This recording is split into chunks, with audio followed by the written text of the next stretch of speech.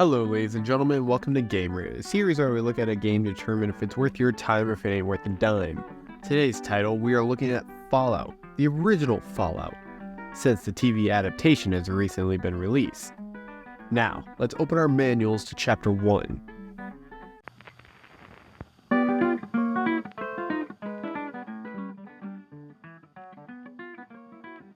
Seeing that this game came out well before I became Connected Atoms, I wasn't expecting much from the graphics. But after tweaking things to fit here and there, I was actually surprised by the amount of detail that there is. Sure, movement can feel slightly choppy, and the cutscenes or animations are overly stop-motion-like. However, the overall dirty, creepy, and dead looks is exactly what any Fallout fan should and want to expect. Visuals drop in at a B+.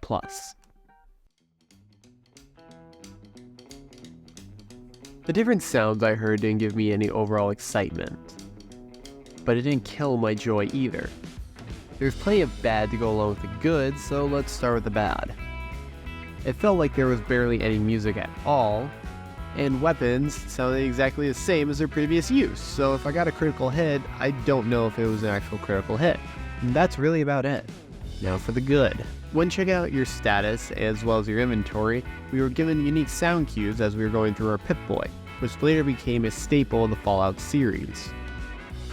Voice acting, even though this was the late 90s, is not terrible, but I will give it a pass for the time being.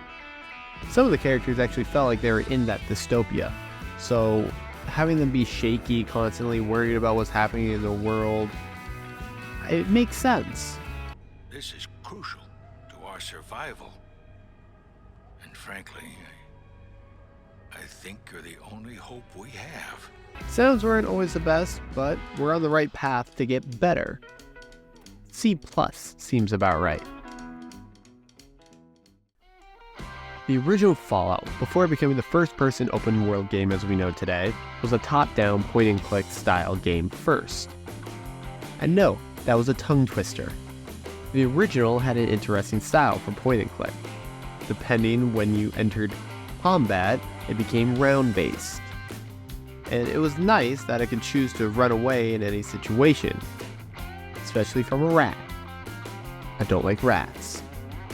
Missions are straightforward, and creating your character is limited to stats and personality. So there was no choosing my hair color, my eyes, or the overall cheekbone level. Very simplistic and easy to understand, just needed some luck and to remember to save. Gameplay swings in at a B. Now, if you are someone that is looking for an older style game, old school if you will, and want to see the beginning of a fan-favorited franchise, this is a great game to start with. Now, when playing the original Fallout, it had me wondering if this is the best option to start out of the series. But that's a question for another day. With its simplistic gameplay and overall straightforward missions, the original Fallout explodes at a B. Now, if you enjoyed the video, please leave a like and subscribe below. And while you're down there, leave a comment for a game you'd like to see covered on a future episode of Game Raider. Until then, we will see you next time.